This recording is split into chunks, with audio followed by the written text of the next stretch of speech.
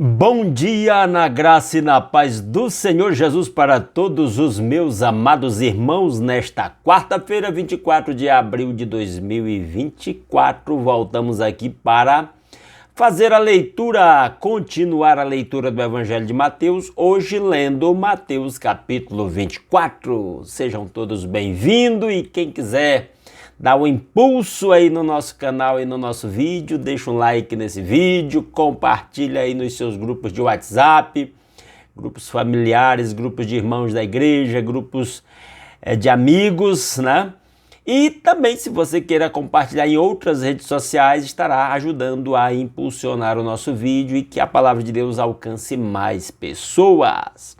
Se alguém está nos assistindo pela primeira vez e gostar deste conteúdo, se inscreva no nosso canal e deixe o seu comentário, sua pergunta. Se você concorda com alguma das minhas explicações, se discorda, fique à vontade, ok? E vamos então para a leitura de Mateus capítulo 24, que nos diz assim a palavra de Deus. Jesus saiu do templo e, enquanto caminhava, seus discípulos aproximaram-se dele para lhe mostrar as construções do templo. Vocês estão vendo tudo isto? Perguntou ele.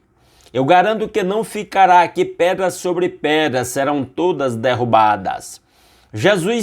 Tendo Jesus se assentado no Monte das Oliveiras, os discípulos dirigiram-se a ele em particular e disseram: Dize-nos quando acontecerão essas coisas e qual será o sinal da tua vinda e do fim dos tempos.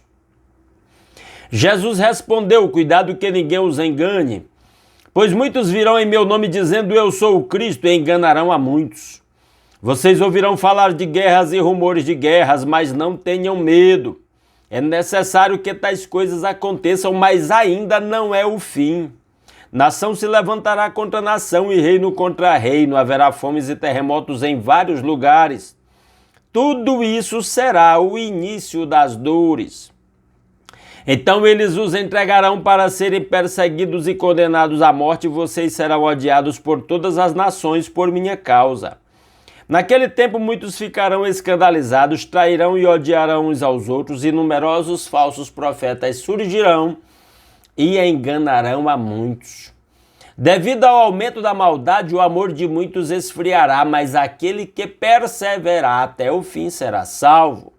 E este evangelho do reino será pregado em todo o mundo como testemunho a todas as nações, e então virá o fim. Assim, quando vocês virem o sacrilégio terrível do qual falou o profeta Daniel no lugar santo, quem lê entenda. Então os que estiverem na Judeia fujam para os montes, quem estiver no telhado de sua casa não desça para tirar dela coisa alguma. Quem estiver no campo não volte para pegar seu manto. Como serão terríveis aqueles dias para as grávidas e para as que estiverem amamentando. Orem para que a fuga de vocês não aconteça no inverno nem no sábado. Porque haverá então grande tribulação, como nunca houve desde o princípio do mundo até agora, nem jamais haverá. Se aqueles dias não fossem abreviados, ninguém sobreviveria, mas, por causa dos eleitos, aqueles dias serão abreviados. Se então alguém disser, vejam, aqui está o Cristo, ou ali está ele, não acreditem. Pois aparecerão falsos cristos e falsos profetas que realizarão grandes sinais e maravilhas para, se possível, enganar até os eleitos. Vejam que eu os avisei antecipadamente. Assim, se alguém disser ele está lá no deserto, não saiam, ou ali está ele dentro da casa, não acreditem. Porque assim como o relâmpago sai do oriente e se mostra no ocidente, assim será a vinda do Filho do Homem. Onde houver um cadáver, aí se ajuntarão os abutres. Imediatamente após a tribulação daqueles dias, o sol escurecerá e a lua não dará a sua luz. As estrelas cairão do céu e os poderes celestes serão abalados. Então aparecerá no céu o sinal do Filho do Homem, e todas as nações da terra se lamentarão. E verão o Filho do Homem vindo nas nuvens do céu com poder e grande glória. E ele enviará os seus anjos com grande som de trombeta, e estes reunirão os seus eleitos dos quatro ventos de uma outra extremidade dos céus. Aprendam a lição da figueira, quando seus ramos se renovam e suas folhas começam a brotar. Vocês sabem que o verão está próximo, assim também quando virem todas estas coisas, saibam que ele está próximo às portas. Eu asseguro a vocês que não passará esta geração até que todas estas coisas aconteçam. Os céus e a terra passarão, mas as minhas palavras jamais passarão. Quanto ao dia e a hora, ninguém sabe, nem os anjos do céu, nem o Filho, senão somente o Pai. Como foi nos dias de Noé, assim também será na vinda do Filho do Homem. Pois nos dias anteriores ao dilúvio, o povo vivia comendo e bebendo, casando-se e dando-se em casamento, até o dia em que Noé entrou na arca e eles nada perceberam, até que veio o dilúvio e os levou a todos. Assim acontecerá na vinda do Filho do Homem. 2 homens estarão no campo, um será levado e o outro deixado. 2 mulheres estarão trabalhando no moinho, uma será levada e a outra deixada. Portanto, vigiem, porque vocês não sabem em que dia virá o seu Senhor. Mas entendam isto, se o dono da casa soubesse a que hora da noite o ladrão viria, ele ficaria de guarda e não deixaria que a sua casa fosse arrombada. Assim vocês também precisam estar preparados, porque o Filho do Homem virá numa hora em que vocês menos esperam. Quem é, pois, o servo fiel e sensato a quem seu senhor encarrega dos demais servos de sua casa para lhes dar alimento no tempo devido? Feliz o servo que seu senhor encontrar fazendo assim quando voltar. Garanto que ele o encarregará de todos os seus bens. Mas suponham que esse servo seja mau e diga a si mesmo: meu senhor está demorando. E então comece a bater em seus conservos e a comer e a beber com os beberrões. O senhor daquele servo virá no dia em que ele não espere, numa hora que não sabe, e o punirá severamente e lhe dará lugar com os hipócritas, onde haverá choro e ranger de dentes. Que Deus aplique a sua palavra aos nossos corações. Vamos a alguns destaques sobre esse texto profético. Este é um texto explicitamente, na sua maioria, profético. Eu diria que, na verdade, todo ele é profético e especialmente umas partes que predizem algumas coisas sobre o fim e outras nos dão alguns alertas sobre como nós devemos nos posicionar como servos do Senhor Jesus no seu reino, aqui, enquanto aqui. Vamos para os destaques a partir do versículo 1 novamente. Jesus saiu do templo. Aqui depois da entrada triunfal de Jesus em Jerusalém, depois dele fazer aquela... sair derrubando as mesas dos cambistas, soltando os animais que eram vendidos lá no templo, né? Chamada purificação do templo. Agora ele está saindo do templo. Aí ele diz, versículo 1 ainda, aí Jesus saiu do templo, e enquanto caminhava, seus discípulos aproximaram-se dele para lhe mostrar as construções do templo. Disse que aquele templo, construído por Herodes, e acrescentado muitos detalhes na construção daquele templo, e coisas pomposas, caras, grandes, impressionantes, chamava a atenção aquela construção. E aí os apóstolos mostram a pompa, a beleza daquele templo, a grandeza daquele templo. E a resposta de Jesus no verso 2 é: vocês estão vendo tudo isto? Perguntou ele: eu garanto que não ficará aqui pedra sobre pedra, pedras serão todas derrubadas. Isso aqui... duas coisas sobre essa fala de Jesus. Primeiro, Jesus não se impressiona com coisas materiais, com construções. O que conta hoje o templo do Senhor não é o lugar de nossas reuniões. Ali a gente chama de templo, chama de igreja, mas é apenas o local onde a igreja se reúne. O verdadeiro templo é constituído por pessoas, está sendo construído, onde cada um de nós é um tijolo dessa construção. E cada pessoa que vai se rendendo a Cristo é mais um tijolo colocado nessa construção. Quando essa construção espiritual, constituída de seres humanos, estiver pronta, que é a igreja do Senhor Jesus, aí Jesus muitas profecias vão se cumprir para a consumação de todas as coisas. Mas há um outro detalhe também ainda nessa fala de Jesus, quando ele diz: eu garanto que não ficará aqui pedra sobre pedra, serão todas derrubadas. Essa palavra de Jesus se cumpriu na invasão dos romanos no ano 70, quando o templo foi destruído. Literalmente se cumpriu. Verso 3. Tendo Jesus se assentado no Monte das Oliveiras, os discípulos dirigiram-se a ele em particular e disseram: dize-nos quando acontecerão essas coisas e qual será o sinal da tua vinda e do fim dos tempos. Eles fizeram duas perguntas baseadas no que Jesus havia dito de que aquela construção do templo ia ser derrubada, ia ser destruída, não ia ficar pedra sobre pedra. Quais são as duas perguntas que eles fazem? A primeira, presta atenção: dize-nos quando acontecerão estas coisas, a destruição do templo, e qual será o sinal da tua vinda e do fim dos tempos. Podemos dizer que eles estão fazendo três perguntas, mas duas estão totalmente relacionadas, viram uma só. A primeira é: quando acontecerão estas coisas, essa destruição do templo? Primeira pergunta. Segunda, e qual será o sinal da tua vinda? Sinal de que Jesus está voltando. E do fim dos tempos?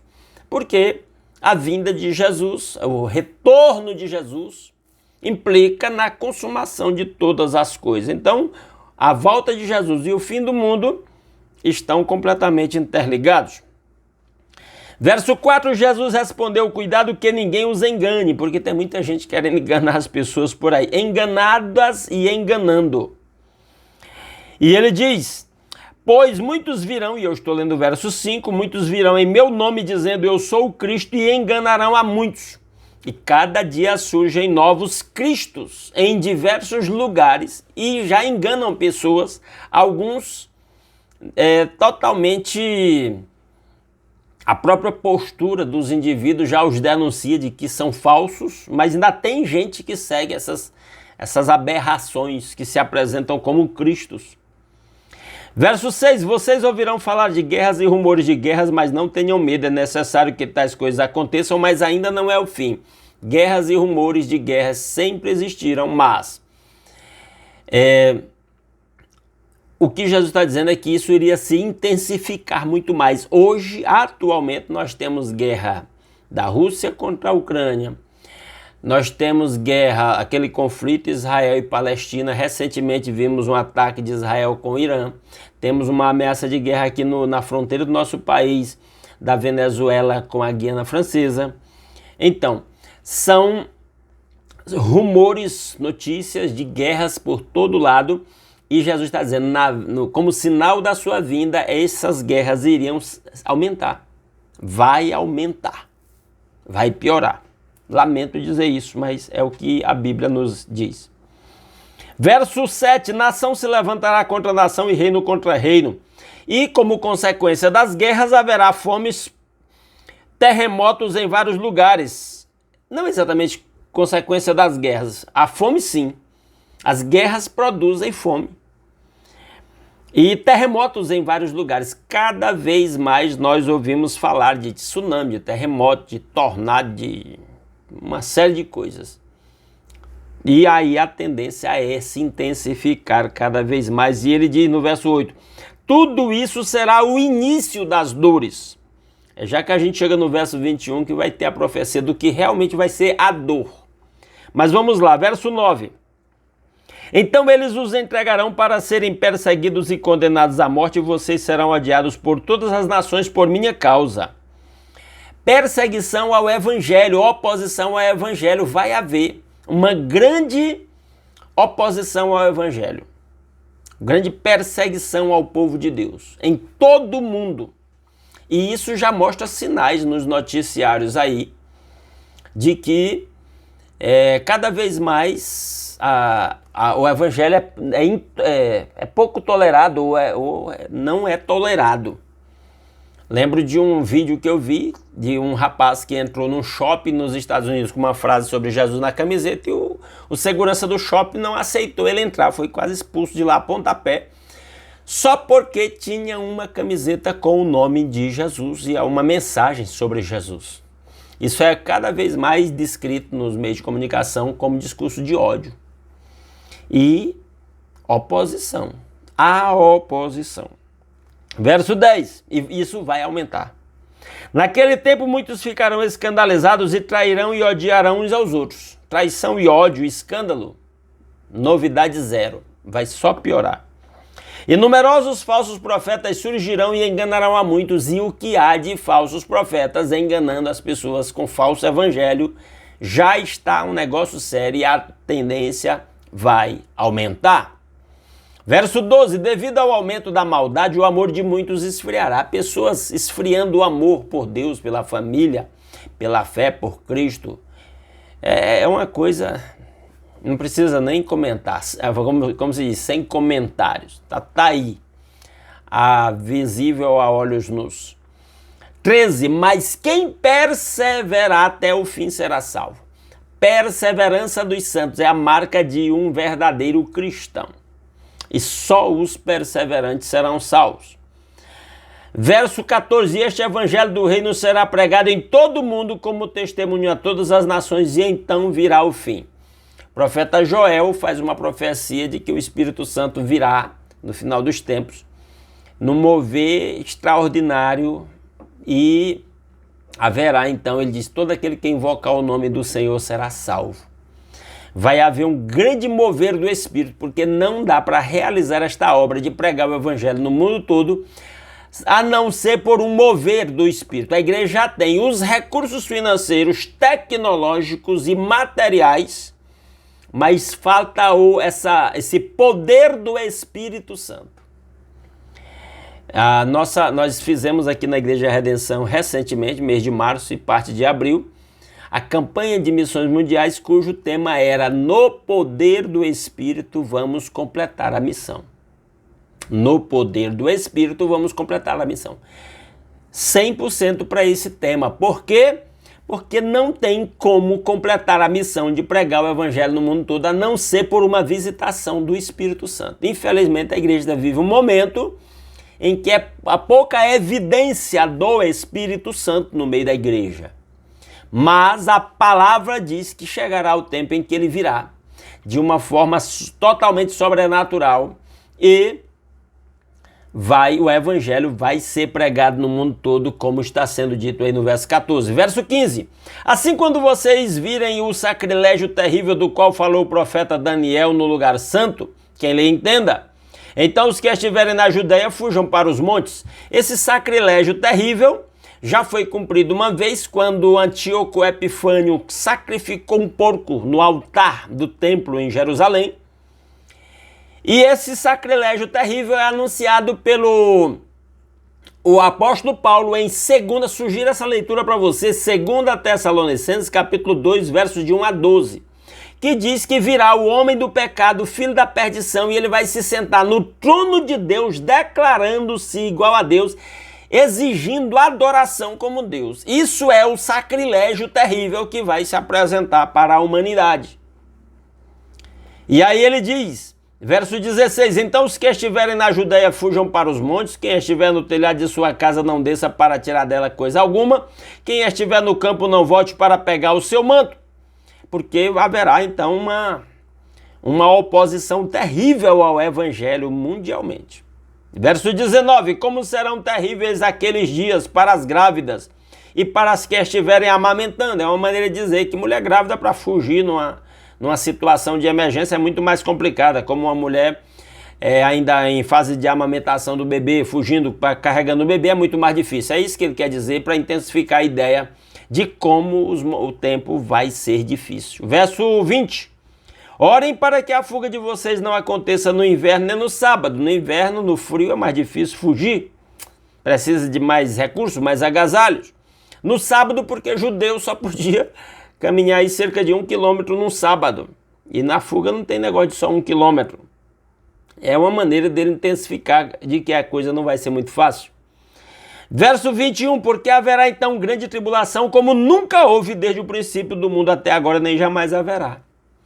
O mundo ainda vai conhecer uma tribulação como nunca existiu e como jamais acontecerá. É profecia de Jesus. Vai acontecer. Versículo 22, se aqueles dias não fossem abreviados, ninguém sobreviveria, mas por causa dos eleitos, aqueles dias serão abreviados e há muita polêmica entre os estudiosos. Quanto tempo durará essa tribulação? Alguns a estimam em 3 anos e meio, outros estimam em 7 anos, outros estimam em 40 anos, eu não sei. Eu sei que virá uma grande tribulação. Jesus está dizendo, não será um período muito longo, porque ele diz que se aqueles dias não fossem abreviados, ninguém se salvaria. Então nós entendemos que não vai ser um período tão longo assim. Eu sou muito tendente a crer nos 3 anos e meio, baseado na profecia da 70ª semana de Daniel, das 70 semanas de Daniel e especialmente da última semana, né? Aí depois você lê lá e ele sugere que quem queira saber mais, leia. Aí no versículo 15, quando ele diz assim, quando vocês virem o sacrilégio terrível, na minha Bíblia tem uma letrinha A do lado de terrível, que remete a um rodapé, que a referência é Daniel, capítulo 9, 27, capítulo 11, 31 e capítulo 12, 11. Eu sugiro ler Daniel todo, ou especialmente do capítulo 7 até o final. Vai entender muita coisa, vai ver muita coisa sobre profecias que Jesus está comentando aqui. Versículo 23. Se então alguém disser, vejam, aqui está o Cristo, ali está ele, não acreditem, não é assim que acontece. Pois aparecerão falsos cristos e falsos profetas que realizarão grandes sinais e maravilhas para, se possível, enganar até os eleitos. Vejam que eu os avisei antecipadamente. Sinais, maravilhas, tem muita gente obcecada por um negócio de sinais e maravilhas. E eu lembro de uma vez que pediram a Jesus um sinal, e Jesus disse, o sinal que vocês precisam é o sinal do profeta Jonas. O sinal que nós precisamos ver pelos olhos da fé, crer, é a morte e a ressurreição de Jesus Cristo. É esse o sinal. Gente que vive obcecado por sinais, maravilhas, milagres, corre o risco de ser enganado pelos falsos cristos, os falsos profetas. Verso 26, assim se alguém disser, ele está lá no deserto, não saiam, ou ali está ele dentro de casa, não acreditem, porque assim como o relâmpago sai do Oriente e se mostra no Ocidente, assim será a vinda do Filho do Homem. A Bíblia dá a ideia de que haverão 2 voltas de Jesus, uma para buscar a sua igreja, que seria essa instantânea, como um relâmpago, e outra em que ele vem com os anjos para reunir a humanidade toda diante do seu trono, que não é tão instantânea assim. Seriam coisas diferentes. Tudo isso é muito discutível, né? Aí ele diz, verso 28, onde houver um cadáver, aí se ajuntarão os abutres. É uma linguagem figurada um tanto até grosseira para indicar que Jesus vai atrair para si todos aqueles toda a humanidade, na verdade, para o juízo final. Versículo 29, imediatamente após a tribulação daqueles dias, o sol escurecerá e a lua não dará a sua luz, as estrelas cairão do céu e os poderes celestes serão abalados. Baseado no conhecimento científico moderno, muita gente questiona essas profecias. E aí o que eu digo, eu não sei como é que elas vão acontecer, mas eu acredito que elas vão acontecer. Que realmente o sol vai se escurecer, a lua vai também se escurecer, as estrelas vão cair do céu. Isso vai se cumprir de alguma forma, porque Jesus disse que vai, e eu creio nisso. Verso 30. Então aparecerá no céu o sinal do Filho do Homem, e todas as nações da terra se lamentarão e verão o Filho do Homem, Jesus, vindo nas nuvens com poder e grande glória. Alguns entendem que isso seria uma outra vinda. Eu não vou entrar em detalhes sobre isso. Tem muito questionamento e pouca resposta. Verso 31. E ele enviará os seus anjos com grande som de trombeta, e estes reunirão os seus eleitos dos 4 ventos, de uma a outra extremidade dos céus. Aqui é a volta gloriosa para o juízo final. Versículo 32, aprendam a lição da figueira. Quando os seus ramos se renovam e suas folhas começam a brotar, vocês sabem que o verão está próximo, assim também quando virem todas estas coisas, saibam que ele está próximo às portas. Algumas pessoas veem nisso uma profecia sobre a declaração, o reconhecimento do Estado de Israel. A oliveira seria Israel. Então, que essas profecias apontariam para a nossa época mediante a criação do Estado de Israel em 1945. É interessante, pode ser considerado, mas não dá para bater o martelo sobre isso. Versículo 33, assim também quando virem todas essas coisas, saibam que ele está próximo às portas, e eu asseguro a vocês que não passará esta geração até que todas estas coisas aconteçam. Como assim não passaria aquela geração? Alguns entendem que o começo do cumprimento dessas profecias começou no dia de Pentecostes, na descida do Espírito Santo sobre os apóstolos. Então muitos ainda estavam lá vivos. Faz muito sentido. Versículo 35, os céus e a terra passarão, mas as minhas palavras jamais passarão. 36, quanto ao dia e a hora ninguém sabe, nem os anjos do céu, nem o Filho, senão somente o Pai. Direto, pessoas fazem cálculos e tentam estabelecer a data da volta de Jesus. E eu vou lhe dizer uma coisa, eu não sei o dia em que ele vai voltar. Mas eu sei o dia em que ele não vai voltar. E não será num dia que pessoas fazendo suas contas, declarar que vai ser naquele dia. Quando você vê gente aí dizendo, vai voltar em tal mês, tal ano, tal dia, deu errado. Não é assim. Olha o que Jesus diz. 37, como foi nos dias de Noé, assim também será na vinda do Filho do Homem, pois nos dias anteriores ao dilúvio, o povo vivia comendo e bebendo, casando-se e dando-se em casamento, até o dia em que Noé entrou na arca. E eles nada perceberam até que veio o dilúvio e os levou a todos. Assim acontecerá na vinda do Filho do Homem. Nesse texto dá para ver que Jesus está enfatizando a surpresa que será, a instantaneidade com que acontecerá o seu retorno. Verso 40, 2 homens estarão no campo, um será levado, outro será deixado. O que creu em Cristo será levado, o que não creu será deixado. É ele que está dizendo. Não com essas palavras que eu estou dizendo, mas fica subentendido aqui. Verso 41, 2 mulheres estarão trabalhando no moinho, uma será levada e outra deixada. A que creu em Cristo será levada, a que não creu será deixada. 42, portanto vigiem, porque vocês não sabem que dia virá o seu Senhor. Não sabemos. O que nós devemos fazer? Estar vigilante todo dia. Vigilante o quê? Conosco mesmo, com a nossa caminhada com Deus, com as tentações do pecado. Quando Jesus diz em Mateus 26, 41, nós vamos ler outro dia, quando ele diz, vigiai e orai para que não entreis em tentação. O espírito, na verdade, está pronto, mas a carne é fraca. Verso 43, mas entendam isto, se o dono da casa soubesse a que hora da noite o ladrão viria, ele ficaria de guarda e não deixaria que a sua casa fosse arrombada. Assim vocês também precisam estar preparados, porque o Filho do Homem virá numa hora em que você menos espera. E aí eu lhe digo, como é que um cristão está preparado? É muito simples, é crendo em Cristo só. Não há nada mais a fazer. Não é, se eu souber que Jesus volta amanhã, eu vou jejuar, vou orar. Não. Vai acrescentar o quê? Além da fé em Cristo. Porque pela graça sois salvos por meio da fé. 45. Quem é, pois, o servo fiel e sensato a quem seu senhor encarrega dos demais servos de sua casa para lhes dar o alimento no tempo devido? Feliz o servo que seu senhor encontrar fazendo assim quando voltar. Com essa parábola que você pode ler até o final, Jesus está dizendo que nós, como servos de Jesus, devemos estar servindo Ele todos os dias, andando com Ele, obedecendo a Ele, fazendo a sua vontade, glorificando o seu santo nome, focando o nosso olhar da fé em Cristo. E é assim que nós estamos prontos para Ele, se Ele vier amanhã, se Ele vier daqui a 10 anos, se Ele vier daqui a 100 anos. O que importa é estarmos servindo ao Senhor Jesus. Vamos orar? Nosso Deus e nosso Pai, muito obrigado por mais uma noite que o Senhor nos acrescentou de sono tranquilo e por acordar com saúde. Obrigado pelo novo dia.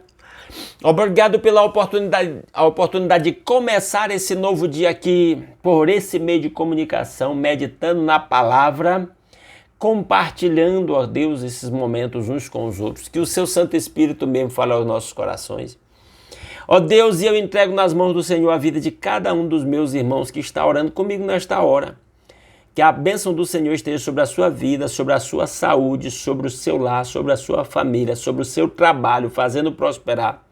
Que o Senhor esteja cercando cada servo seu durante esse dia, por onde cada servo seu andar.